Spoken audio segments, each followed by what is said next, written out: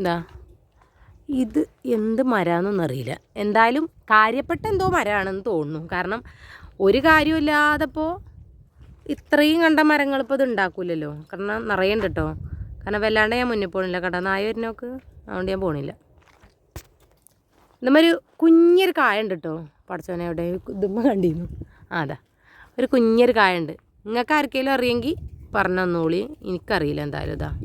ഇതിപ്പോൾ എന്തിൻ്റെ മരമാണെന്നൊന്നും അറിയില്ല. ഞാൻ അങ്ങോട്ട് പുറത്തുനിന്ന് കണ്ടപ്പോൾ ഈ ഇല മടങ്ങി നിന്ന് കണ്ടപ്പോൾ ഇതിപ്പോൾ ഇങ്ങനെ നിൽക്കണ കണ്ടിട്ടുണ്ടായിരുന്നു. അപ്പോൾ ഞാൻ ഈ കാണുന്നത് ഇതിൻ്റെ കായെന്നാണ് വിചാരിച്ചിട്ടുണ്ടായിരുന്നത്. ഇതിപ്പോൾ എന്താ സംഭവം എന്നറിയില്ല. എന്നാലും ഒരുപാട് സ്ഥലത്തുണ്ട് കേട്ടോ. അത് ഒരുപാടുണ്ട്.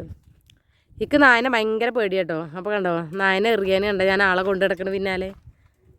എന്താ മച്ചു അത്? എന്താ വന്നവിടെ? ആ കുത്ത വന്നു അല്ലേ? എന്താ വന്ന്? നായക്ക് എന്താ മച്ചു പറയാ?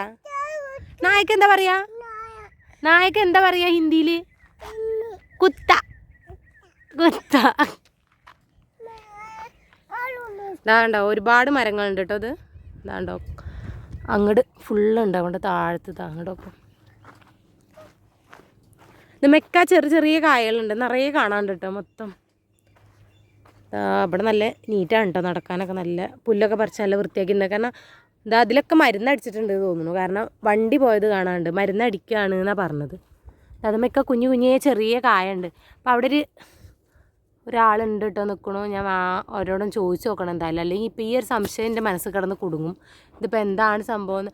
കാര്യമായ എന്തോ ആണിത്. കണ്ടോ ഒരുപാടുണ്ട് കായ ഇതുമ്മേ. ഇനിയിപ്പോൾ എടുത്ത് കടിച്ചു നോക്കാനൊന്നും പറ്റില്ല. ഇത് പിന്നെ ടേസ്റ്റ് എന്താണെന്ന് എങ്ങാനും തട്ടിപ്പോയാലോ പറയാൻ പറ്റില്ല. നമ്മൾ ചോദിച്ചു കേട്ടോ അതെന്താണെന്ന്. ഇത് ബോറാണ് കേട്ടോ. ബോറ് ഇതാ നല്ല വലുതായി കഴിഞ്ഞാൽ ഞാൻ നിങ്ങൾക്ക് കാണിച്ചു തരുന്നുണ്ട്.